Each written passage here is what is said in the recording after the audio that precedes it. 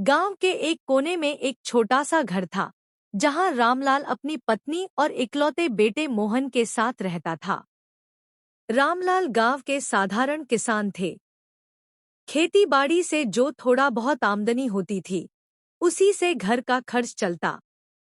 उनका बेटा मोहन पढ़ाई में होशियार था, लेकिन गरीबी के कारण वह ज्यादा पढ़ाई नहीं कर पाया। समय बीतता गया और मोहन जवान हो गया। रामलाल और उनकी पत्नी ने सोचा कि अब मोहन की शादी कर दी जाए। कई रिश्ते आए, लेकिन जब लोग घर की हालत और गरीबी देखते, तो रिश्ते टूट जाते। एक दिन गांव के ही एक व्यक्ति ने बताया कि पास के गांव में एक बहुत ही संस्कारी और मेहनती लड़की है। उसका नाम था राधा। उसके पिता भी किसान थे और उसकी परवरिश बहुत साधारण तरीके से हुई थी। राधा की सादगी और संस्कारों की चर्चा सुनकर रामलाल और उनकी पत्नी ने राधा के घर रिश्ता भेजा। राधा के माता-पिता ने अपनी बेटी की सहमति के बाद रिश्ता मंजूर कर लिया। मोहन और राधा की शादी सादगी से हुई। राधा ने जब रामलाल के घर में कदम रखा, तो उसे समझ आ गया कि घर की हालत सचमुच बहुत खराब है। घर की दीवारें पुरानी थी, छत से पानी टपकता था और रोजमर्रा का खर्चा मुश्किल से चलता था। लेकिन राधा ने कभी इसकी शिकायत नहीं की। उसने अपनी किस्मत को स्वीकार कर लिया और मन लगाकर घर के काम में जुट गई। राधा सुबह जल्दी उठती, घर की सफाई करती, फिर खेतों में रामलाल और मोहन का हाथ बंटाती। वह सुघड़ और मेहनती थी, इसलिए थोड़े ही समय में घर की हालत थोड़ी ठीक लगने लगी। वह सब्जियां उगाने और उन्हें बाजार में बेचने लगी, जिससे कुछ अतिरिक्त आमदनी होने लगी। गांव में कुछ लोग राधा की तारीफ करते थे, तो कुछ उसकी मेहनत का मजाक उड़ाते थे।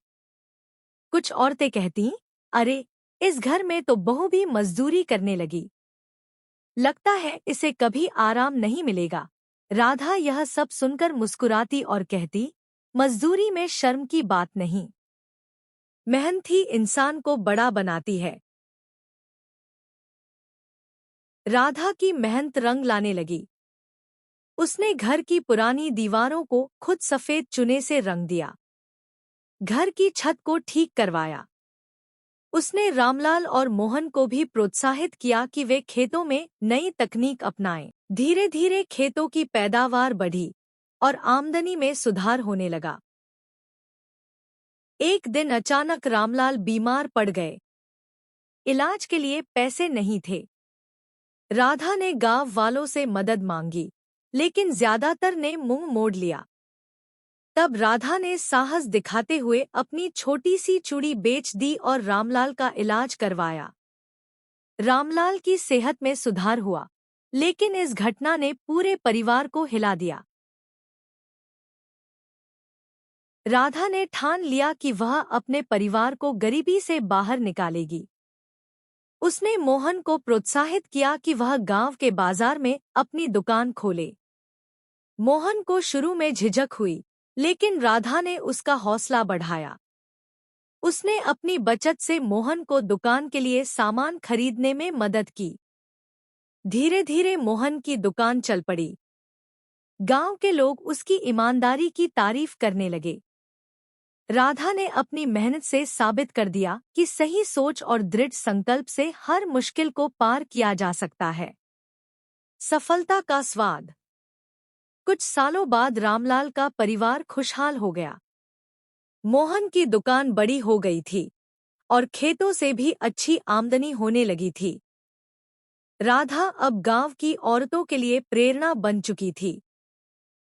लोग उसे सम्मान से देखते थे और उसकी तारीफ करते थे। एक दिन गांव की पंचायत ने राधा को बुलाकर कहा, तुमने साबित कर दिया कि गरीबी इंसान को रोक नहीं सकती। तुम्हारी मेहनत और समझदारी ने तुम्हारे परिवार को न सिर्फ संभाला, बल्कि हमें भी सिखाया कि संघर्ष का सामना कैसे किया जाए। निष्कर्ष। राधा ने अपनी जिंदगी से यह संदेश दिया कि मेहनत और सच्चाई से हर मुश्किल को पार किया जा सकता है। गरीब बहू होने के बावजूद उसने अपने परिवार को गरीबी से बाहर निकाला और समाज में अपना मान सम्मान बढ़ाया। उसकी कहानी हर उस इंसान के लिए प्रेरणा है जो मुश्किलों से घबराता है।